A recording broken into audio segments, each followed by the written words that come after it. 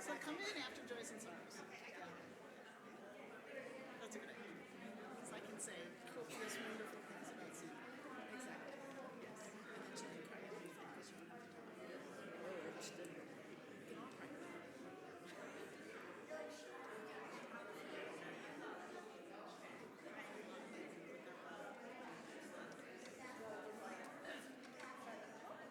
Oh, you have the car reflections. Yes.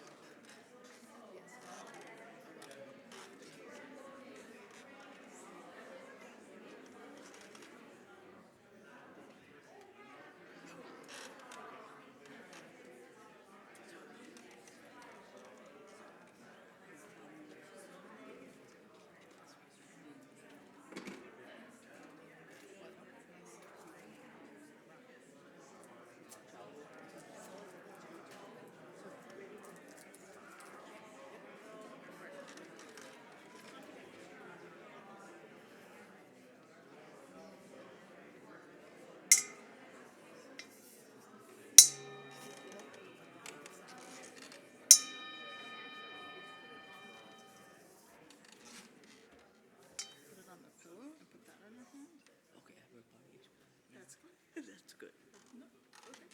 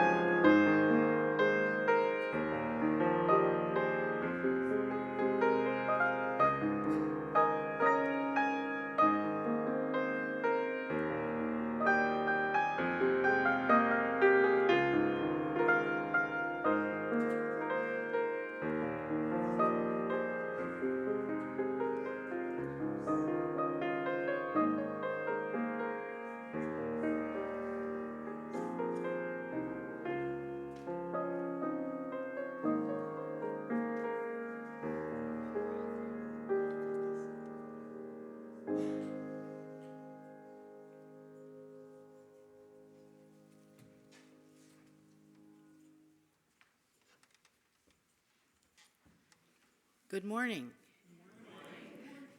And welcome to this service of worship at the Unitarian Universalist Church of Tucson. My name is Helen O'Brien. And my name is Mel Fish. Oops. Okay. We are the worship associates this morning. Today is Sunday, February 23rd, 2025. Our community is striving to become as varied as the blooms in the Sonoran Desert. Whoever you are, whoever you have been, and whoever you are becoming, we welcome you and invite you to bring your whole self. The CDC has determined that COVID is now endemic. The virus is not going away. Even though wearing a mask is no longer required, you are, of course, invited to wear a mask. If you are feeling sick, we encourage you to join us on YouTube. At the start of the pandemic, our congregation was very committed to keeping vaccinated and boosted. For all of our sakes, especially for those who are most vulnerable among us, please let's maintain that commitment. There is a gender-specific bathrooms out the glass doors, and behind you at the AV desk, there's a inclusive, accessible bathroom. As we worship today, let us remain mindful of those desert people who came first to this place and whose land was stolen in successive acts of displacement and genocide. We honor the A'atam, the Yaqui, and the Apache. We also honor the Hohokam and the many other ancient indigenous peoples whose names are not known to us. As a congregation, we commit ourselves to upholding each of the 7 Unitarian Universalist core values. These values bind us together into a community as we work to bring out the best in each of us. One of our core values is pluralism. We are all sacred beings, diverse in culture, experience, and theology. As we move more deeply into the sacred space of worship, please know that you are welcome here.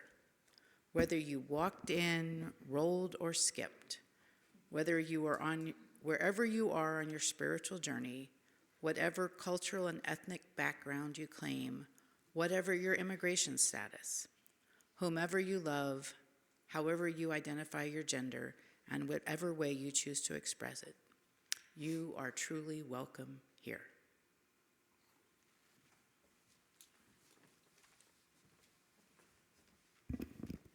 Today is Mel's first day as worship associate, so we welcome them and are so glad they joined our team.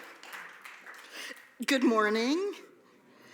I am Reverend Jamelia Omar, and it is my joy to serve as your minister of congregational life here. Today, I ask one of the oldest and difficult questions that humanity have asked, and arguably it might be one of the most divisive. Where is God in these times?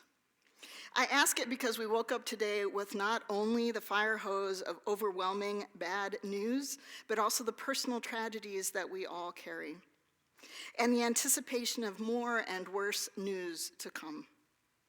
So if this is a difficult morning for you, I invite you to be here with us now, focused as we are together. Whether you're here because worshiping with us is part of your routine, or whether you feel like our country has been stopped in its tracks and it's impossible to return to normalcy, on this morning we gather to proclaim that we belong to one another and that others belong to us. Broken hearts are welcome here. Anxious spirits are welcome here. Minds whirring faster than a racing engine, uncertain what to think. Stubborn egos that sometimes trip us up, cementing us to opinions. Fragile, shell-shocked souls. Say it with me, they are welcome here. Yours, mine, and everybody else's, not because this community will fix it through easy solutions or the right way forward. As a liberal religious congregation, we have something that is far more fragile, far more powerful than that. Our need to be together, our need to reconnect to the life-giving source that moves within and among us, our need to make one another a little bit braver and wiser before returning to the service of life. Reverend Erica Hewitt calls us together today. Come, let us worship together.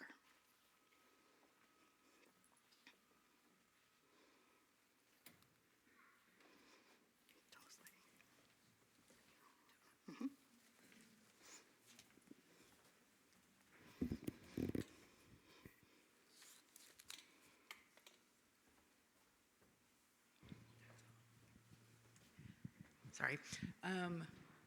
As we light our chalice, we'll have a reading and then you'll have the response. The response is, we are not alone. We are not alone. We are this flame, ancient as the stars, new as the vulnerable spike. We are not alone. We are this chalice, rimmed by the spiral dance of searching. We are not alone. We are the light soaring, the shadow deepening, the dance between them. We are not alone. We are the heirs of the tribes and their fires, the healers and their circles. We are not alone. We are here. We are here for ourselves. We are here for each other, and We are not alone.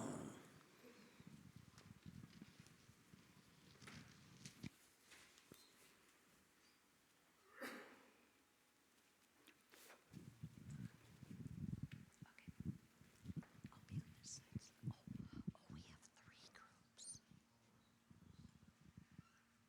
We'll just, okay. Okay, so we're going to pretend we just divided you in half here. Okay. The words are going to be projected up on the screen. Yes, here we go. So we're going to go through it, the first line, and you're going to repeat the first line. There's 4 lines altogether. In the end, when we get to that last line, half of us are going to start the song again, repeat the line twice, and then Celeste is going to start the other half. You know how? Okay. You kind of got it. Okay. Where do we come from? Where are we? Where are we going? Where do we come from? What are we? Where are we going? Where do we come from? Where do we come from? Mystery, mystery. Life is a riddle and a mystery. Mystery, mystery. Life is a riddle and a mystery. Where do we come from? Where are we going? Where do we come from? Where are we going? Okay, we just split in half now. Here we go. Where do we come from? What are we? Where are we going? Where do we come from? What are we? Where are we going? Where do we come from? Where do we come from? Mystery, mystery. Life is a riddle and a mystery. Mystery, mystery. Life is a riddle and a mystery. Where do we come from? Where are we going?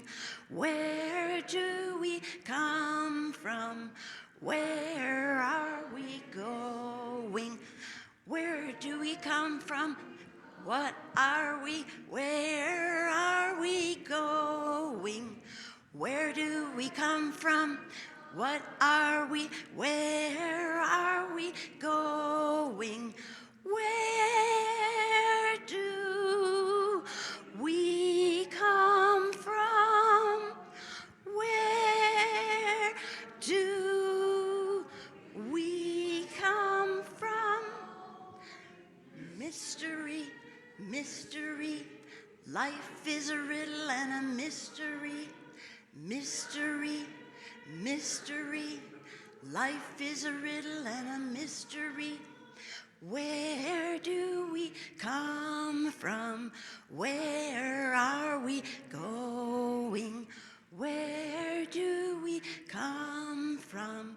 Where are we going? Where do we come from? Where are we going? Where do we come from? Where are we going? Oh, great job.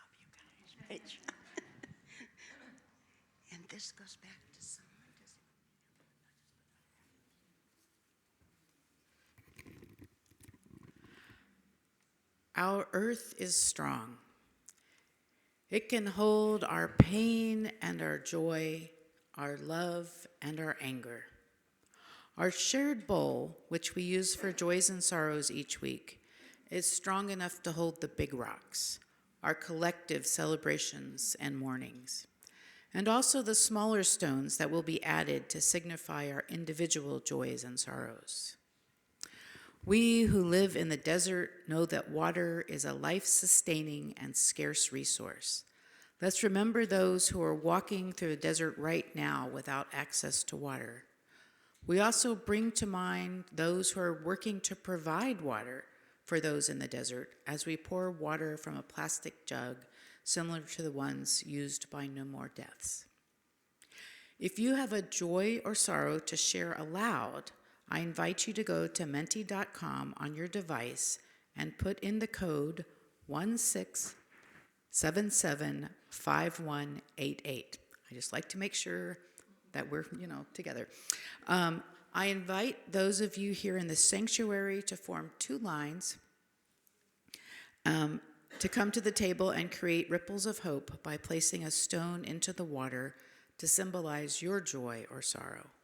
If you are comfortable sharing this space, there is plenty of room for two people at once, one on each side of the bowl. Thank you.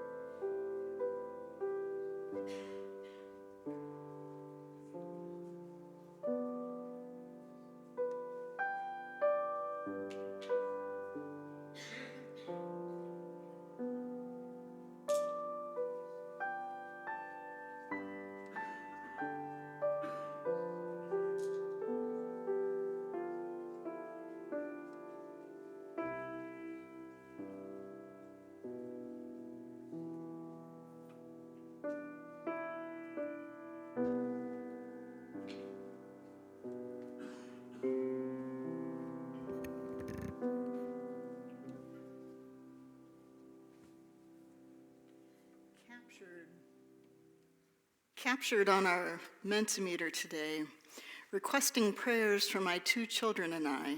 We are experiencing an incredibly tumultuous time. We need strength and wisdom as we walk through this battle between good and evil. May truth prevail. Rose. Oh, lots of prayers for you, Rose.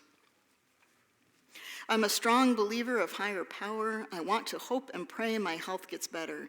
It's tough, but prayer will most definitely help. We're praying for you. Thankful for UMC Banner, where George Robinson is recovering from a surgery. Oh, George. Breakthroughs and creative potential, looking forward to the future.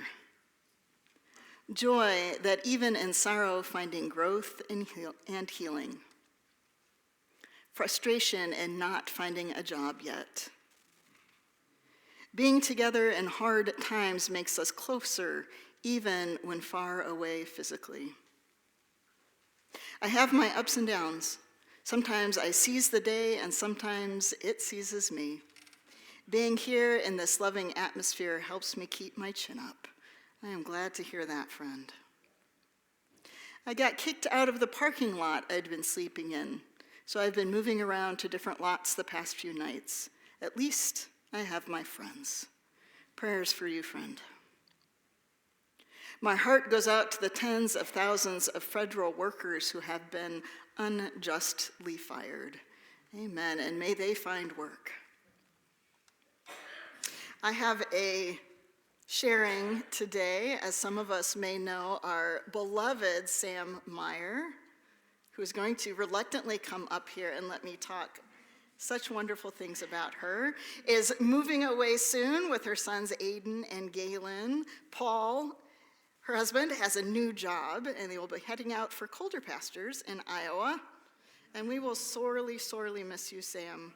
Sam Meyer was one of the first people I met here at the church and welcomed me in with open arms, and I know so many of the rest of us have had that experience with her. She's also one of the best leaders I know in times of transition, so I know you will find your footing and be successful wherever you are, but we will miss you dearly.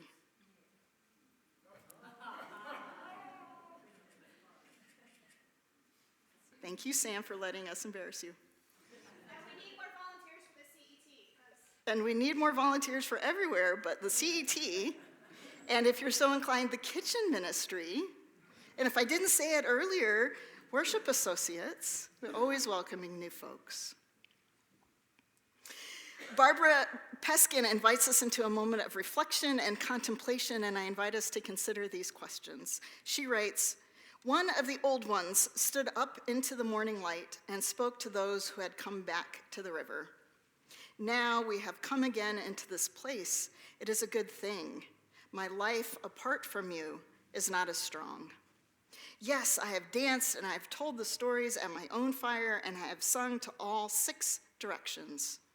But when I am with you, my friends, I know better who it is in me that sings. Friends, who is it in you that sings, and what do they sing of?" I invite us into a moment of quiet contemplation for just a moment with that question.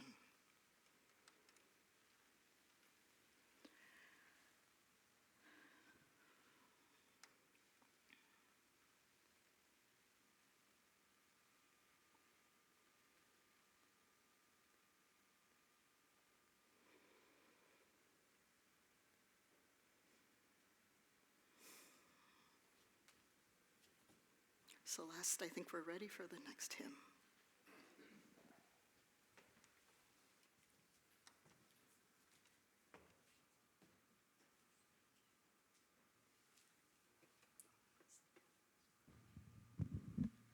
I always have trouble with these.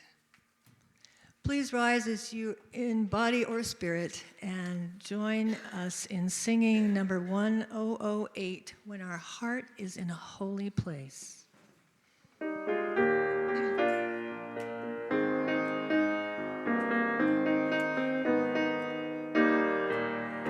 When our heart is in a holy place, when our heart is in a holy place, we are blessed with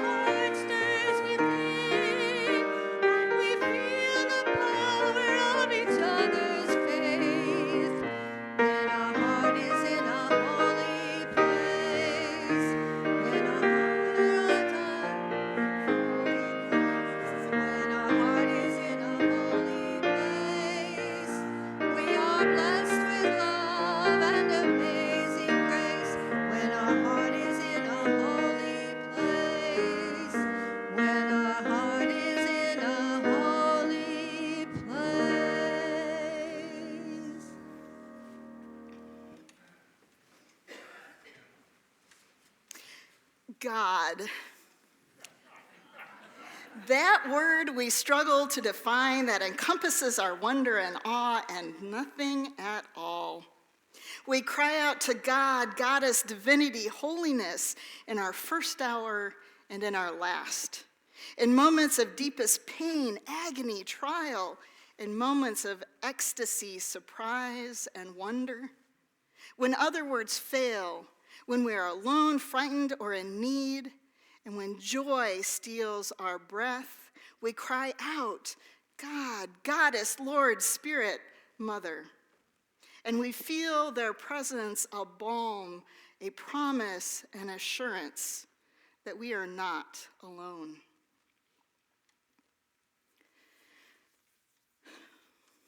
So if you haven't predicted it yet, our theme this month is God. And we have been exploring various perspectives of God, divine, spirit, that which is larger than ourselves. And some of us might be really excited to spend another Sunday on the concept of God. And I hope you'll join me for the Renewing Us class today after worship to explore your personal theologies. And others of us are thinking, I left my other church to get away from a God that was too small to include me and those I love. And I also hope you will join me this afternoon to talk about your theologies at the Renew UU class. I also feel conflicted about the term and the language that we have available to us. For me, that word God has been so narrowly defined as to strangle the godness, the holy divine wonder and awe out of it. I don't personally believe in a white-haired, bearded man in the sky arbitrarily intervening in the affairs of humans and waiting for my death to punish me, as some would have us imagine God to be. And sometimes the word God is the only word that adequately expresses what I feel in the moment.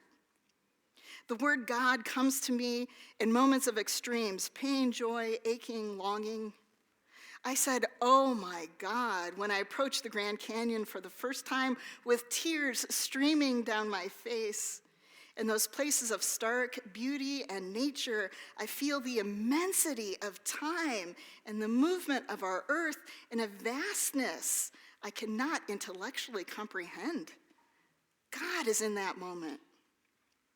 I cried out to God to keep me safe and to keep my as yet unborn child safe when I was in hour 22 of a 24-hour labor with him. In those moments of stark vulnerability, when nothing I could do would possibly impact my own or my child's life, I called on that which is beyond myself, and I trusted that what would be done would be done.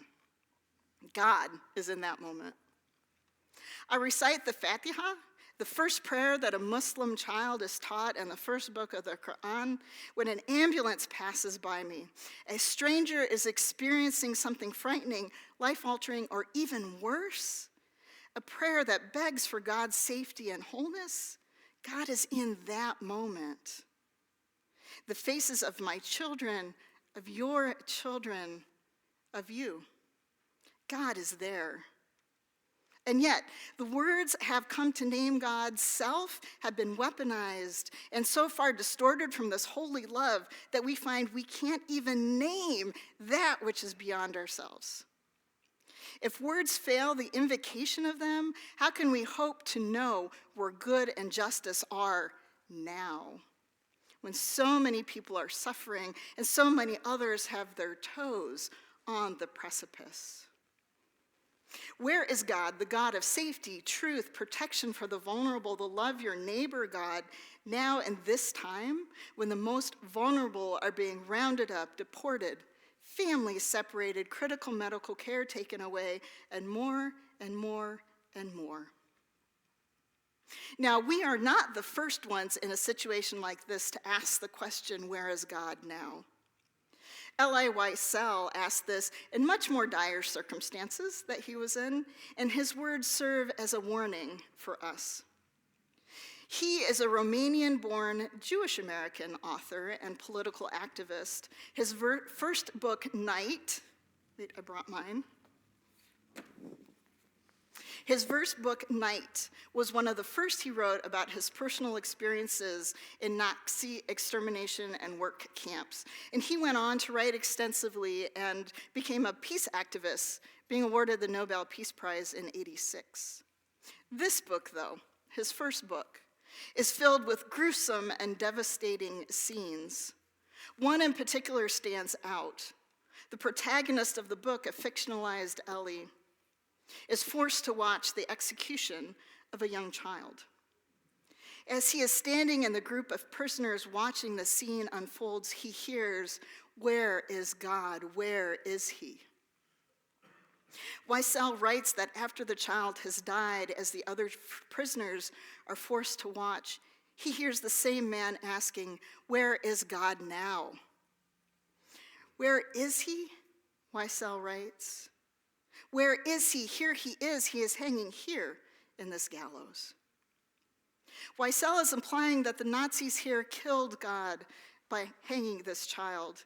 And in that regard, I agree. And what the Nazis, what any authoritarian bent on extermination does not see, they cannot see, is that God is not only in that child. God is alive in the witnesses. God is alive in the trees and the grass and the mud. God is in the sun and the rain and the snow. And yes, I would say that God is in the Nazis who killed so many. Now, I do not have to do more than say, yes, there is God in all people. It is not my job to forgive them or interact with them or understand. But for me, rooting myself into the belief in the inherent worth and dignity of all means that even Nazis are a piece of divinity, even when they don't display it. So where is God now? All around us, within us. No act of tyranny, no matter how horrific, can kill that which is good, righteous, holy, just, loving, divine, unless we let it. Where is God now? God is in those in the world reminding us to fight for love. And what does love require of you? Micah asks of us. What does love require of you? To act justly, to love mercy, and to walk humbly. We need to be the living embodiment of the divine in the world. Be the living embodiment of the divine in the world. Be the living embodiment of the divine in the world. And we can. We have examples from history when Unitarians and Universalists have taken up the challenge to be God's hands in the world. Now, U's and U's have a complicated history of being resistant to and complicit with tyranny, but we often get it right and help bend the moral arc towards justice. If you want to take a look at our history, join me on March 9th for Renewing UUs. A few weeks ago, some of us screened a documentary about the founding of the Unitarian, now the UU, Service Committee, who worked to evacuate hundreds of people from Europe during World War II. Two of the primary agents of this work were Waitzel and Martha Sharp. Waitzel was a minister and Martha his wife.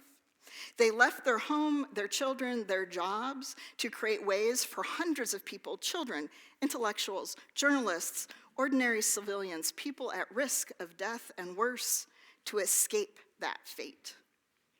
And the Sharps were the 17th couple invited to go and do this work. 16 before them had refused. We are people on both sides of history, and we have done holy work in this world. So, where is God today? When we read or listen to the news that is coming at us so fast and so heartbreakingly, we might revert to our roots, if we have had them, and begin to wonder if we have been abandoned by God. To avoid that despair, however, we must ask, where are we today? If God is in the sun and the rain, the seas and the stars, the faces of our beloveds, God is also within us.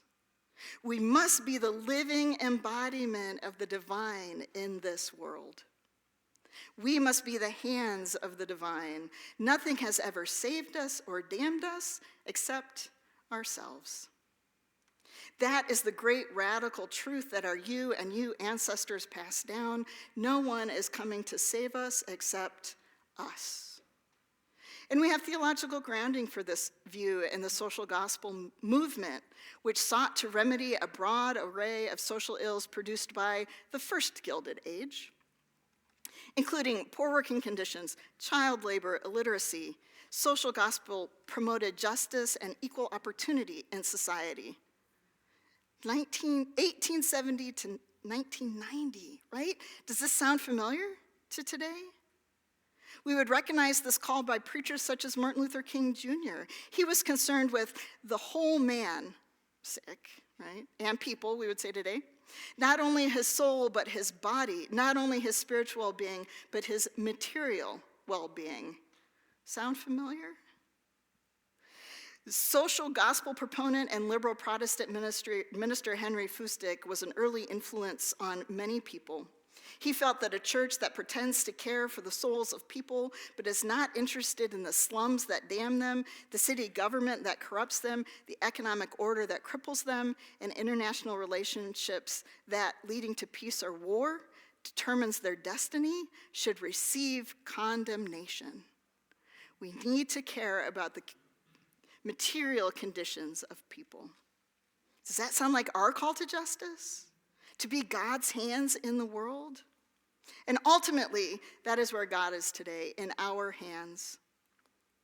So, not that this is easy, right? There is no imminent divinity coming to save us gives me the same feeling as when I'm teaching. Sometimes the children, or the adults, let's be honest, are acting wild, and I look around thinking, where is the adult here to keep the behavior in line? And then I remember, oh, it's me. I am the adult. And in that moment, I have a choice. I can act or not. I can accept responsibility and do the work that needs to be done or not. What is your choice here today? Rabbi Tarfon reminds us, do not be daunted by the enormity of the world's grief. Do justly now. Love mercy now. Walk humbly now. You are not obligated to complete the work, but neither are you free to abandon it. And just like in the fight against any imperialist regime of any time, figure out what your work is to do, then join the resistance. The resistance has existed in every tyrannical moment in history, and it exists here too. We just have to look for it. To sustain this work, though, for the time it will take, will require us to be radically in love with the world, to hold a vision of it that has a place for all. It starts with finding the divine in all of the world, not letting oppressive forces kill our ability to witness the good in ourselves and our neighbors and all living things. You are whole and holy in the hands of the divine. Go and make it so.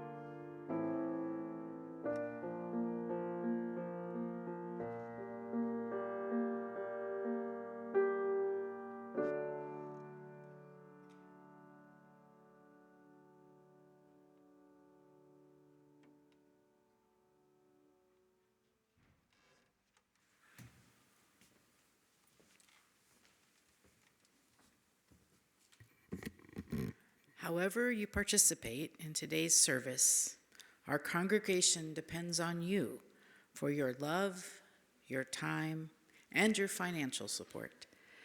The ushers will soon be passing the baskets among those of you here in person. For those of you watching online on YouTube, you can send a check to our church office or give online at uuctucson.org/donate. We should not allow the offering that we take each Sunday to become stale habit. Please remember that it is an opportunity to recommit a part of your financial wealth to this place and to this congregation. As the offering is collected, announcements about upcoming events will appear on the screen.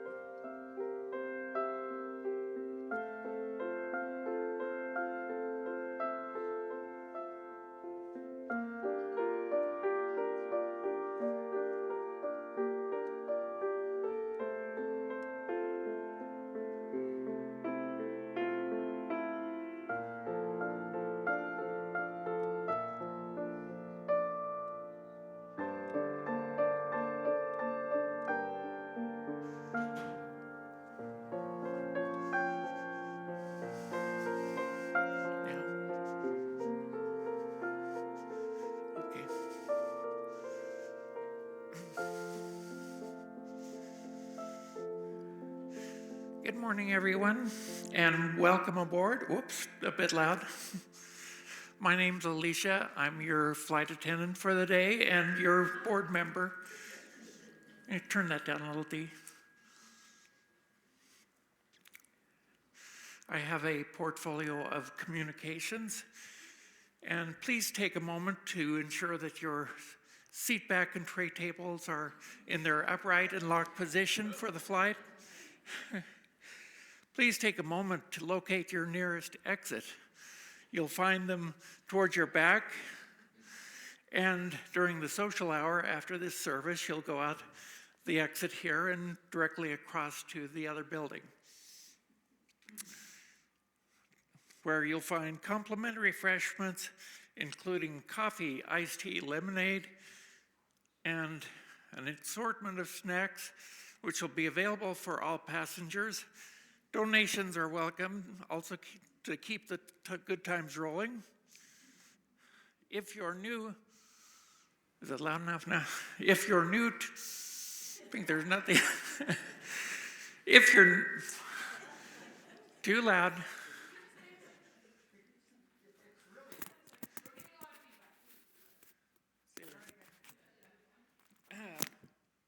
Hello? Hello? I'll keep it a little further away.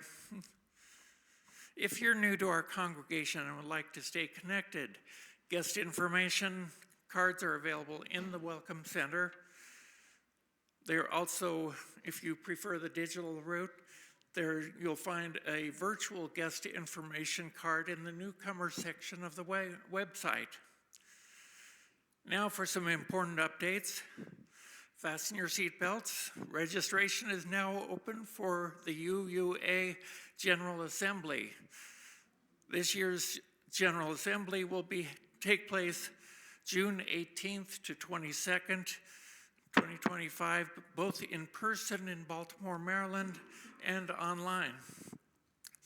The UUCT Board of Trustees will appoint 4 members of our congregation to serve as official delegates. Keep an eye on your inbox for details on how to apply for these positions. In the meantime, please visit uua.org to familiarize yourself with registration procedures and general information. For more information, contact Carolyn Sanders. Save the date, oops, sorry, I'm losing my place here.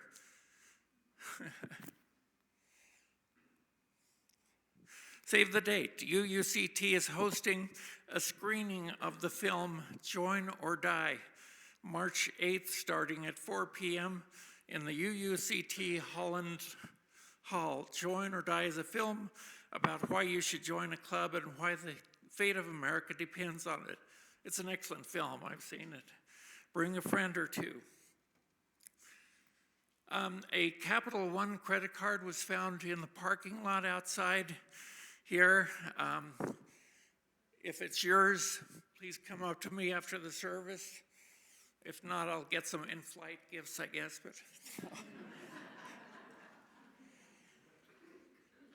Reverend Jamili's workshop titled Renew UUs begins today at 12:15 in the Servetus room with an exploration of UU theology and worship. Bring your lunch or gifts or snacks and any questions that you have. We've had some reports of forged emails impersonating church leaders or some of the email lists. These messages look official, but you need to be very cautious. Here's some things to look for. Check the sender's email address very carefully. Official church emails will always come from a verified domain, but some of these appear to come from the correct domain, so you have to remain vigilant. Be suspicious of any urgent requests for money, and when in doubt, verify with the church office directly. If an email seems off, don't click on any links, just report it. If you have any concerns, you can come and talk to me during the social hour.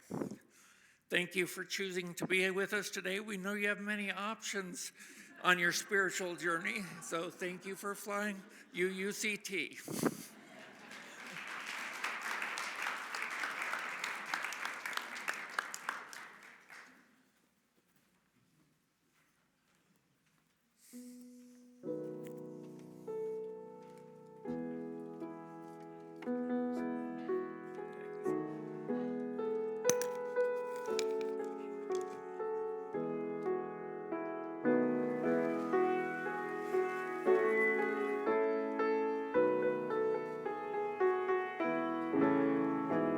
We're going to sing our song and hope that magically our children apparate and they just show up. Are grateful.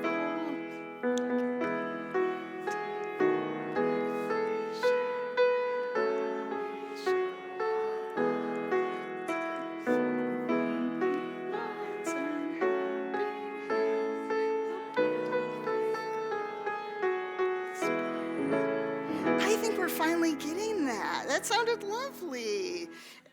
And we will welcome our youngest friends when they come in. In the meantime, I have a story for us. It is based on Hebrew scripture and is often used to explain why people should have faith in God no matter what. And it is also about a man who wondered, where is God now? My question for us today that I hope we'll spend a little time reflecting on is, how do we as a community interpret this story knowing what we know? What can we take away? What can we learn from this story? So here it is. Job lived in the land of Uz, and at the beginning he was a happy man, as he should have been. He had 10 great kids and a wonderful wife. He was wealthy and he was pious, which meant that he believed in God and prayed every day and gave thanks often for everything he received. God seemed very pleased with him, and God said, "He is a great example." Then God's nemesis, Satan, came along and spoke to God and said, Job loved God only because God was good to Job. If Job's life turns bad, posits Satan, then Job will turn away from you and reject you. I bet, said God, Job will not do that. I know Job's heart, and he will not do that. So he gave Satan permission to treat Job in any way that he liked, right? He probably gave him bad hair days and made his tires flat and made there be red lights his whole way to work. So thieves actually took all of Job's wealth. Fire killed some sheep and servants, and Job did not understand. Woe unto me if I am wicked, he said, but he felt innocent. Job kept worshiping God, however. When he heard that a wind had destroyed a house and killed all 10 of his children inside it, he fell to the ground and praised God. Naked I came, he said, and naked I shall return to thee. God gave me, and God has taken away. Blessed be the name of God. Even in the moment of horrific tragedy, he still praises God's name. And God says to Satan, look at that. But Satan was not done. Now it was time to destroy Job's health, and Satan did. He got sores all over his body. He probably had tooth rot and toe fungus. Who knows? Come on in.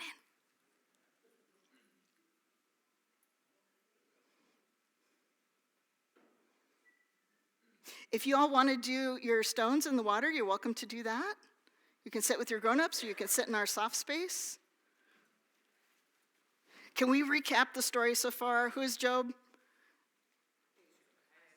Pious man. What does he believe in? And what has Satan done? Made his life miserable, probably gave him, dermatitis or something. Horrible, right? So his health is gone. And still he throws himself down on the ground and says, God, I believe in you and I trust you. So finally, Satan says, see, I told you I could do all of the bad things. God has not turned away. And Job goes to his friends, and his friends give him some really bad advice. And finally, God says, nope, I've just got to go down and intervene. And God and Job have a really deep conversation. Job might have been wondering to himself, how was Job to know that God was testing him, not punishing him? In fact, God was very impressed with Job, so when Job asked for answers, God spoke in a voice that came out of a storm. Even though questioning God was possibly the first bad thing Job had ever done. God asked Job a whole slew of big questions about creation, about life, about much, much more, and Job began to see how great God really was. God was much too great for Job to understand. Sorry, God, he said, I can never understand you. Or that's what he would have said if he was speaking American English, right? The Bible quotes Job like this. Job said to God, I know you can do all things. No plan of yours can be thwarted. Surely I spoke of things I did not understand. My eyes had heard of you, but now my eyes have seen you. Therefore I despise myself and repent in dust and ashes. And God says, dude, that's okay. No problem. Or so God might have said if he had been here with us today. But however God said it, God forgave Job for questioning him only because Job had been so good all along and had passed Satan's test. God paused for a moment to scold Job's friends and demanded a sacrifice from them for not being as good as Job. Then God turned back to Job and gave him a great reward. A new life, even better than before. He had more animals and new sons and new daughters, and he lived happily for 140 more years, and he kept praising God through all of them. So here's a man who questioned, where is God now? And my question for us today is, how do we react to this story? The story that's supposed to tell us to have faith no matter what.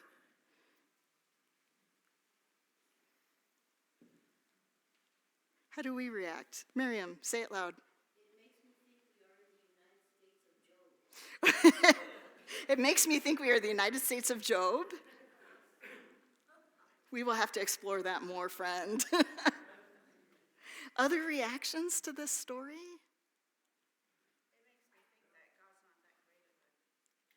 It makes me think God's not that great. If God and Satan are having a bet, right? How do we even know? Say it again. How do we even know heaven's a thing? How do we know where there is God or if there is God? How do we know the devil is real? Don't they have good questions? The devil has a tail and a pitchfork. And these are all popular conceptions of the devil and of God, right? And my question is, what do we do with this story? It's easy to blame someone who isn't there, God, right? And it's hard to take responsibility when things we do personally. And develop the patience to weather the trials. Yeah, that's what that phrase is usually interpreted as. And what about the kids, the wife, the friends who were punished for Job's questioning? Too bad.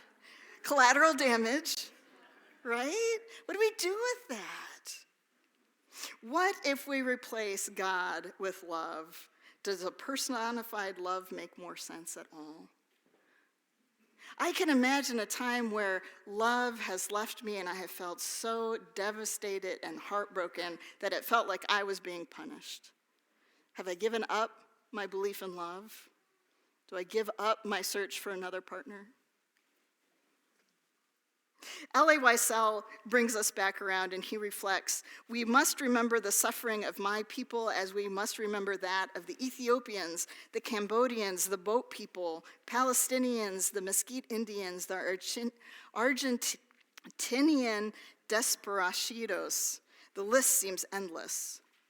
Let us remember Job, who having lost everything, his children, his friends, his possessions, and even his argument with God, still found the strength to begin again to rebuild life. Us too, right? Our Job, our ancestor Job, our contemporary reminds us that we will lose, and together we will rebuild. Thank you.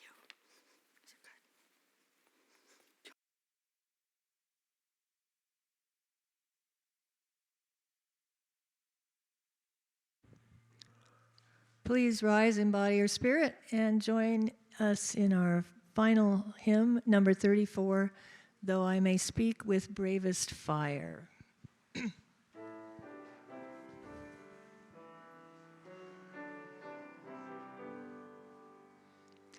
Though I may speak with bravest fire and have the gift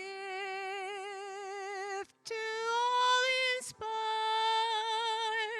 and have not love, my words are vain as sounding brass and hopeless gain. Though I may give all I possess, and striving so my love profess, but not begin by love within, the prophet soon turns strangely thin. Come, Spirit, come, our hearts control, our spirits long to be made whole. Let inward love guide every deed. By this we worship and are freed.